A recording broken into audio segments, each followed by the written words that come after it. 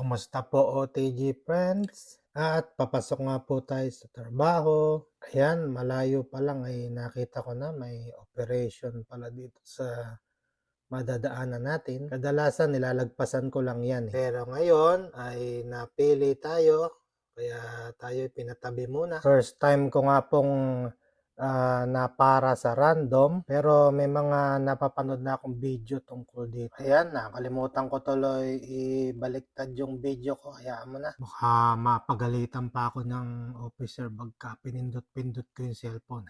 At kukwento ko na sa inyo kung ano nangyari. Ayun, meron siyang device na nadala. Akala ko mag-blow ka dun sa device para siyang may pipe. Ang device pala niya nadala ay magbibilang ka lang ng 1 to 10 doon sa device, ha? Bago naman simulan yung random breath testing ay ipapaliwanag naman sa iyo nung police officer yung procedure. Pagkatapos nun, mga ilang segundo, malalaman na yung result. Kung nakainom ka ba o yung intoxicated ka ba ng alcohol.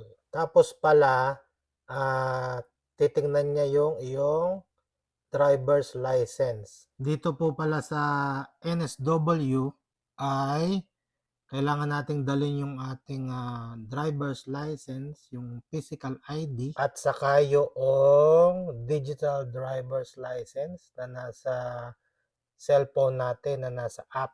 Kaya po maganda dala natin parehas yun kasi minsan hindi natin pwedeng i-access yung nasa phone unless na yung officer ay ni-request tayo at nagpaalam tayo na hawakan natin yung cellphone natin. Yun lang.